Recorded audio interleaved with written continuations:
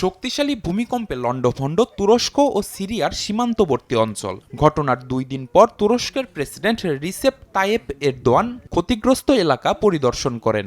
এ সময় উদ্ধার তৎপরতায় সরকারের ভূমিকা নিয়ে দেশটির জনগণ ক্ষোভ প্রকাশ করেন।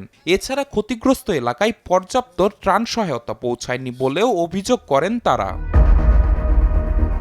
চলতি বছরের মে মাসে দেশটির প্রেসিডেন্ট নির্বাচন অনুষ্ঠিত হওয়ার কথা রয়েছে। এর মাত্র 3 মাস আগে এই ভূমিকম্প বর্তমান প্রেসিডেন্ট রিসেপ তাইয়েপ এরদোয়ানের সামনে চ্যালেঞ্জ হয়ে দাঁড়িয়েছে বলে মনে করেন বিশ্লেষকরা। তারা বলছেন তুরস্কের ইতিহাসে ভয়াবহ এই সংকট সামাল দিতে না পারলে প্রভাব পড়তে পারে নির্বাচনে, যা এরদোয়ানের জন্য বিপদই ডেকে আনবে বলে মনে করেন তারা।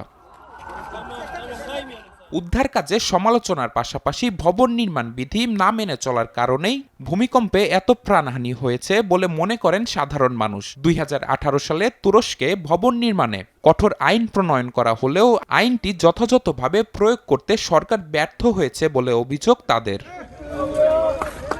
তুরস্কের ইমারত বিধি অনুযায়ী ভূমিকম্প প্রবণ এলাকায় ভবন নির্মাণের ক্ষেত্রে উচ্চমানের কংক্রিট ও ইস্পাতের কাঠামো ব্যবহার করতে হবে, আর এমনভাবে নকশা করতে হবে যেন ভূমিকম্পের সময় কম্পন সহ্য করে টিকে থাকতে পারে। তবে ভবন নির্মাণের সময় নিরাপত্তা সংক্রান্ত বিধিমালা না মেনেই নির্দিষ্ট পরিমাণ জরিমানা দিয়ে ছাড় দেওয়া হয়েছে ওই আইন থেকে, যে কারণে নতুন নির্মাণ করা ভবনগুলো ভেঙে পড়েছে বলে মনে করেন অনেকে। সাম্প্রতিক সময়ে ঘটে যাওয়া ভূমিকম্পে তুরস্কের দক্ষিণাঞ্চলের ক্ষতিগ্রস্ত এলাকাগুলোর প্রায় ৭৫,০০০ ভবন ওই ছাড়ের আওতায় আসে। এ কারণে দেশটিতে শক্তিশালী কোনো ভূমিকম্প বড় বিপর্যয় ডেকে আনতে পারে বলে এরদোয়ানকে বহু আগে থেকেই সতর্ক করে আসছিলেন বিশেষজ্ঞরা। বড় ধরনের এই ভূমিকম্পের পর এই বিষয়টিও নতুন করে আলোচনায় এসেছে, যা প্রভাব ফেলতে পারে দেশটির প্রেসিডেন্ট নির্বাচনে। তবে কারো কারো মতে সংকটের মুহূর্ত সামাল দিয়ে নিজের ক্ষমতা আরও পাকাপোক্ত করতে পারেন এরদোয়ান।